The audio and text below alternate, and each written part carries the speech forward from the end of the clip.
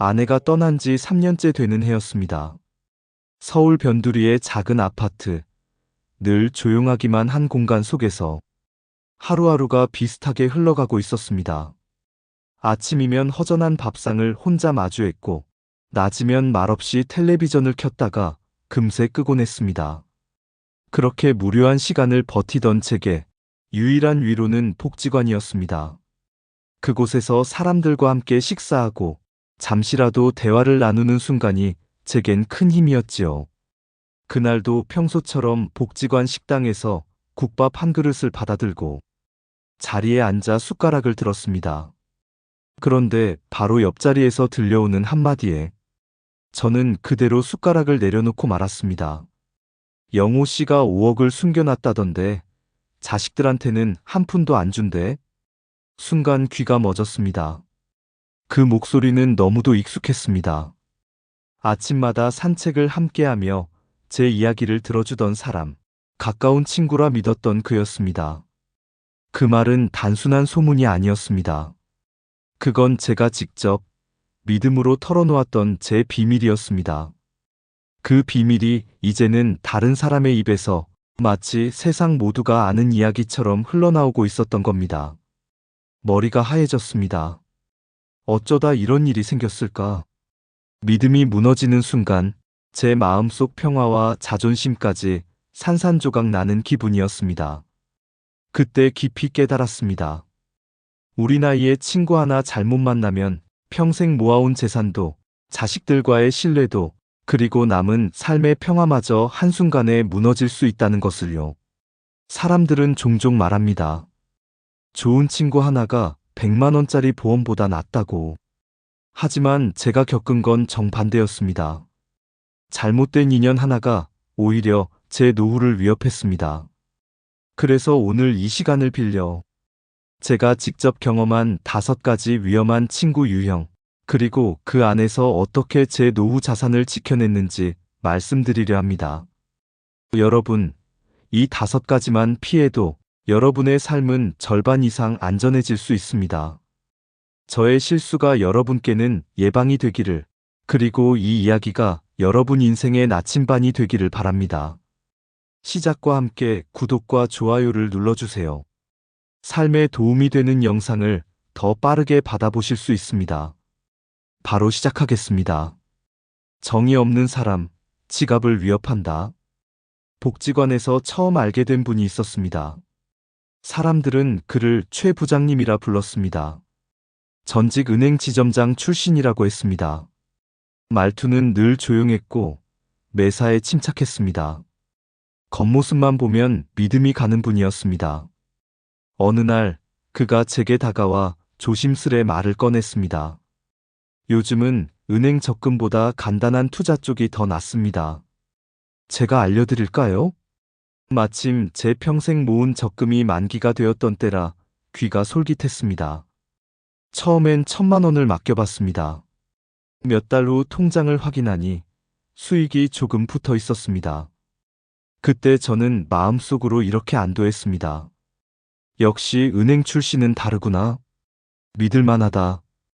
그 후 그는 점점 더 적극적으로 다가왔습니다. 이번에는 확실한 기회가 있습니다. 2억 정도 투자하시면 훨씬 큰 이익을 보실 겁니다. 그 말을 들은 순간 제 마음은 흔들렸습니다. 그동안 소소하게나마 수익이 있었으니 이번에도 괜찮겠지 싶었습니다. 하지만 한편으론 혹시 잘못되면 어쩌나 하는 불안감이 고개를 들었습니다. 그때 마침 한국에 잠시 들어온 딸이 제 이야기를 들었습니다. 딸은 제 말을 끊고 단호하게 말했습니다. 아빠, 아무리 친한 분이라도 돈 이야기는 신중해야 해요. 최소한 하루는 기다려보세요. 제가 확인해 드릴게요.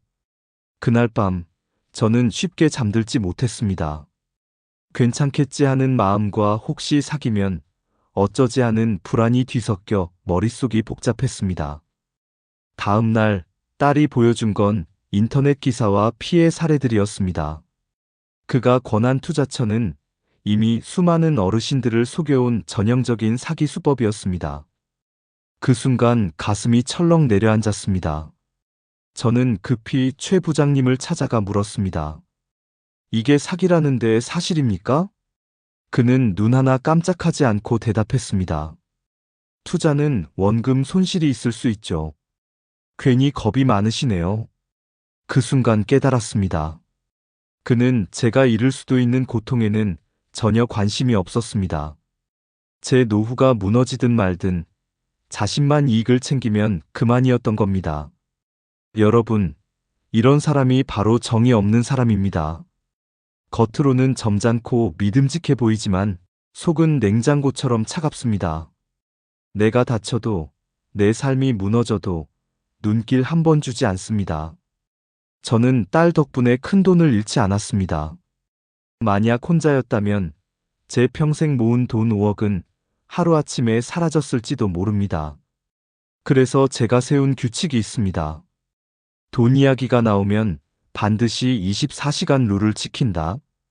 즉, 하루는 무조건 자고 나서 결정하는 겁니다.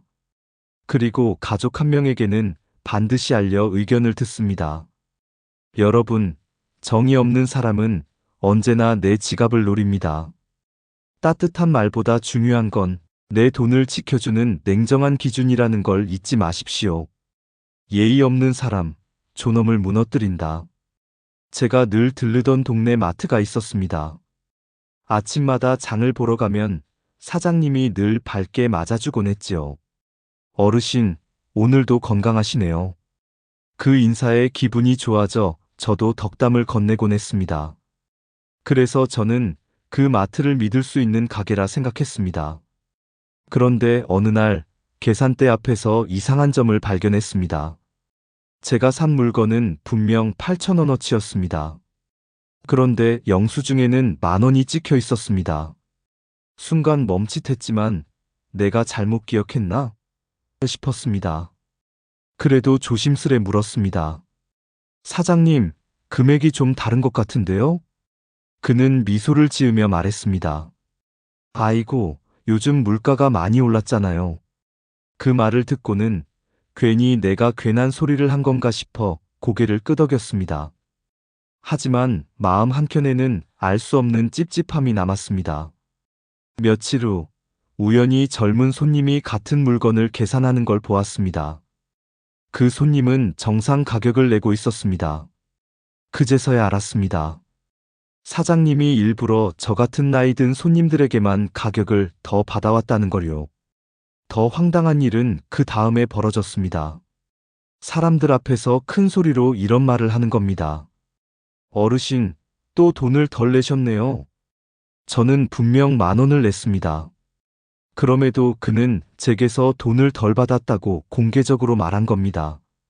그 순간 얼굴이 화끈 달아올랐습니다. 다른 손님들이 저를 힐끗거리며 수군대는 것 같았습니다. 나이가 들면 이렇게 무시당하는 건가? 그 모멸감은 지금도 잊을 수가 없습니다. 다행히 동네의 한 이웃가게 주인이 제 억울함을 아들에게 전해주었습니다. 아들이 직접 가게를 찾아와 CCTV를 확인했고 사장님의 부정직한 행동이 고스란히 드러났습니다. 그럼에도 불구하고 그는 끝내 사과하지 않았습니다. 오히려 뻔뻔하게 말했습니다. 노인네가 기억도 못하면서 괜히 따지는 거지. 그 말을 듣는 순간 가슴이 쿵 내려앉았습니다. 돈 몇천 원의 문제가 아니었습니다. 이건 저의 존엄을 무너뜨린 사건이었습니다. 여러분, 예의 없는 사람은 특징이 있습니다. 자기보다 약자라고 생각되는 사람에겐 함부로 대합니다.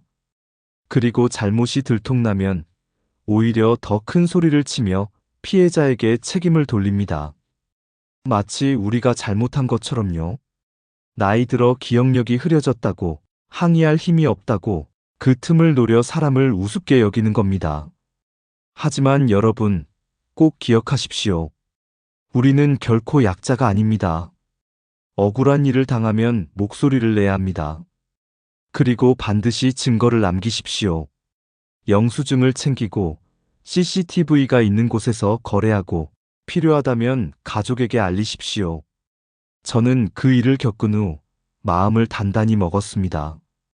이제 더는 참지 않겠다. 존엄은 나 스스로 지켜야 한다. 도리를 모르는 사람, 명예를 무너뜨린다. 복지관에서 바둑을 두며 알게 된 분이 있었습니다. 사람들은 그를 장 과장님이라 불렀습니다. 구청에서 30년 넘게 근무하다가 은퇴하셨다지요. 언제나 단정한 옷차림, 깔끔한 말투, 품위 있어 보이는 태도에 저는 존경심마저 느꼈습니다. 그분은 늘 이렇게 말했습니다. 공직자는 도리를 아는 사람이어야지. 저는 속으로 생각했습니다.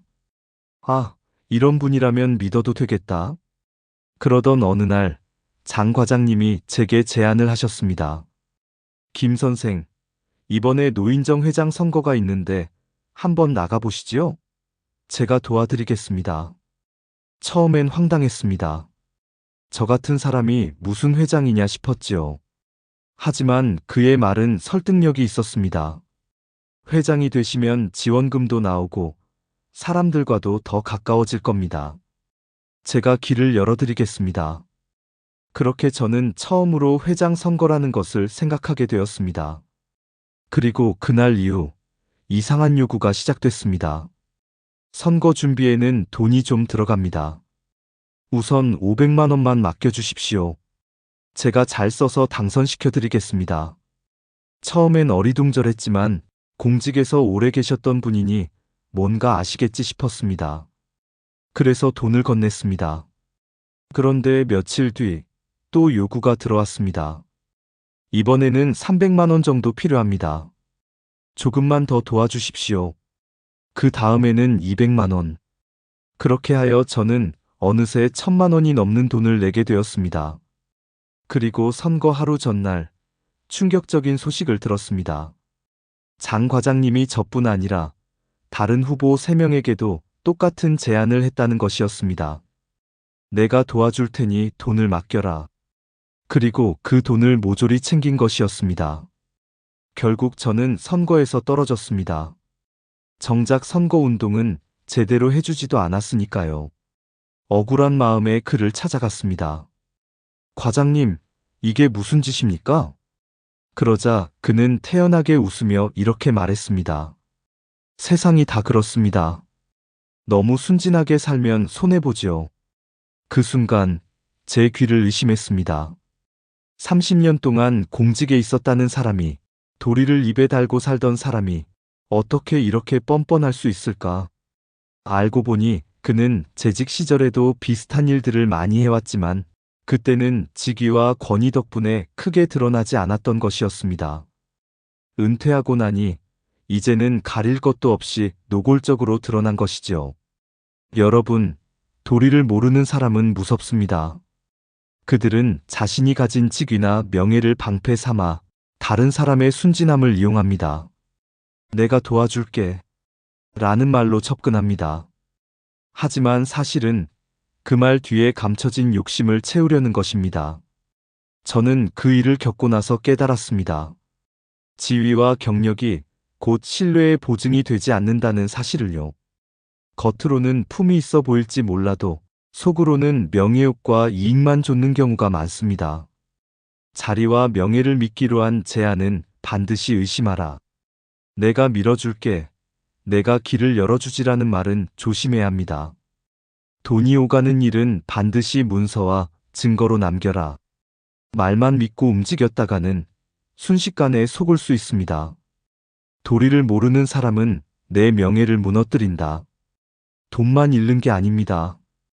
사람들 앞에서의 신뢰 그리고 내 스스로의 자존감까지 잃게 됩니다. 저는 그날 이후 한 가지 다짐을 했습니다. 겉모습이나 지위에 속지 않겠다. 사람의 진짜 가치는 그가 어떤 자리에 앉았는지가 아니라 위기 앞에서 어떤 선택을 하는지에 달려 있다.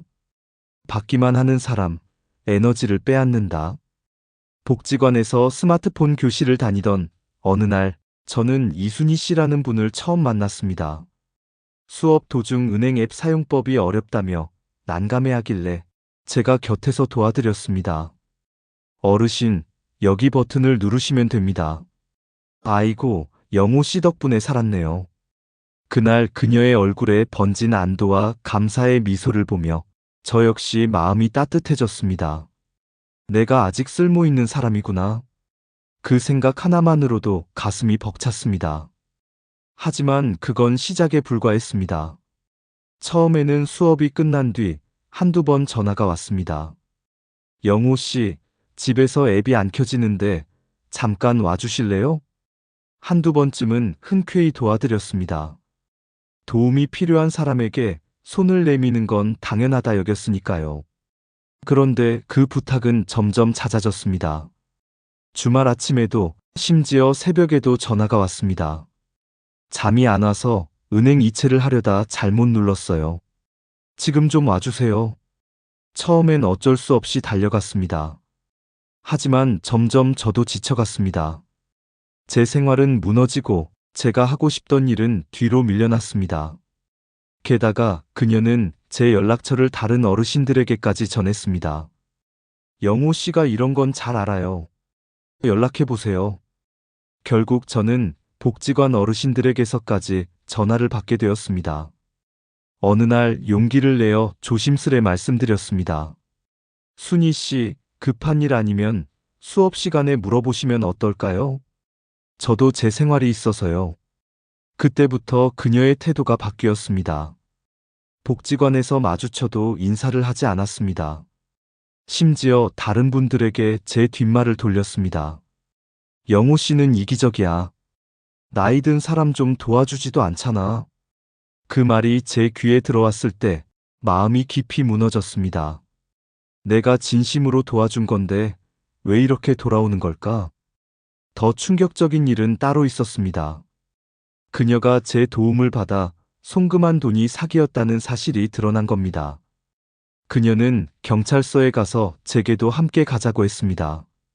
당신이 도와줬으니 책임이 있잖아요. 순간 숨이 막혔습니다. 다행히 경찰관이 나서서 말했습니다. 도와준 분에게는 아무 책임이 없습니다.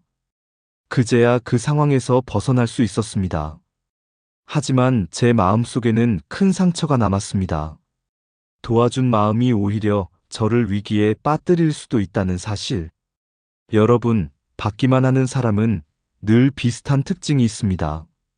처음엔 고맙다며 머리를 숙입니다. 그러나 시간이 지나면 그 도움을 당연하게 여기고 결국 더 큰 요구를 합니다. 그리고 무슨 문제가 생기면 책임을 고스란히 도와준 사람에게 돌립니다. 저는 이 일을 겪으며 스스로 원칙을 세웠습니다. 바로 333 원칙입니다. 돈 30만 원 이상 부탁은 반드시 가족과 상의한다. 시간 3시간 이상 걸리는 도움은 재조정한다. 부탁 3번 이상 반복되면 공식 창구로 안내한다. 이 원칙 덕분에 저는 제 에너지를 지킬 수 있었습니다. 누구를 돕든 제 삶이 먼저 지켜져야 한다는 걸 배웠습니다. 여러분, 우리 나이에 중요한 건 단순히 좋은 사람이 되는 게 아닙니다. 내 삶을 지키면서 좋은 사람으로 남는 것입니다. 도움은 따뜻해야 하지만 동시에 선이 있어야 합니다. 그 선이 무너지면 내 노후는 남의 손에 휘둘리게 됩니다. 비밀을 지키지 못하는 사람, 가족을 위협한다. 저에게는 가장 믿었던 친구가 있었습니다. 이웃 아파트에 살던 정수 씨. 10년 넘게 매일 아침 산책을 함께 했고, 시장에 갈 때도, 장을 볼 때도 언제나 곁을 지켜주던 사람이었습니다. 아내가 세상을 떠난 뒤, 제 곁에서 가장 많은 위로를 해준 것도 바로 정수 씨였습니다. 그 덕에 저는 그를 친형처럼 믿고, 제 인생의 가장 깊은 비밀까지 털어놓았습니다. 자식들이 바빠서 자주 못 와도 괜찮다. 나는 오히려 그걸 이해한다. 내 재산은 반은 자녀들에게 주고 반은 의미 있는 곳에 쓰고 싶다. 그런 제 마음의 고백들이 그의 귀를 통해 흘러나가 세상에 퍼질 줄은 꿈에도 몰랐습니다. 어느 날 복지관 식당에서 들려온 대화, 영호 씨가 자식들 얼굴도 보기 싫대. 그래서 유산도 다 기부한다던데. 그 순간 심장이 철렁 내려앉았습니다. 그 말은 누가 들어도 아버지가 자식을 버렸다는 뉘앙스였습니다. 그리고 그 말은 제가 믿었던 정수 씨의 입에서 흘러나온 것이었습니다. 분노와 배신감에 곧장 그에게 달려갔습니다. 정수 씨, 내가 언제 그런 말을 했습니까? 그러자 그는 태연하게 웃으며 말했습니다. 에이, 그냥 들은 대로 말한 건데 뭘 그래요? 노인네들끼리 모이면 다 수다 떠는 거잖아요. 순간 저는 말문이 막혔습니다. 10년간 쌓아온 신뢰가 그 무심한 한마디로 무너져 내렸습니다. 며칠 뒤 미국에 있는 딸에게서 전화가 왔습니다. 수화기 너머로 울음 섞인 목소리가 들려왔습니다. 아빠가 나를 미워한다면서요? 왜 나한테 그런 말도 안 하고 뒤에서 그러셨어요? 순간 머리가 하얘졌습니다. 내가 한 적 없는 말, 내 진심과는 전혀 다른 말이 가족의 가슴에 못을 박아버린 것이었습니다. 비밀을 지키지 못한 한 사람의 가벼운 말이 가족 간의 신뢰마저 흔들어버린 것입니다. 그날 이후 저는 깊이 깨달았습니다. 비밀을 못 지키는 사람은 단순한 수다쟁이가 아닙니다. 그들은 타인의 삶을 망가뜨리는 사람입니다. 여러분, 꼭 기억하십시오. 오늘 내 이야기를 떠벌린 사람은 내일 당신 이야기도 떠벌립니다. 특히 우리 나이에 중요한 두 가지, 자녀 이야기와 재산 이야기는 절대 함부로 꺼내지 마십시오. 친구라고 해도 아무리 오래된 인연이라도 그 입은 언제든 제3자의 귀로 흘러갑니다. 저는 이제 규칙을 세웠습니다. 가족 이야기는 괜찮다, 잘 지낸다 정도로만. 재산 이야기는 아예 입 밖에 꺼내지 않는다. 누군가 다른 이의 비밀을 말한다면 내 비밀도 언젠가 그 사람 입에 오르내릴 거라 생각하고 거리를 둔다. 저는 정수 씨와의 관계를 정리했습니다.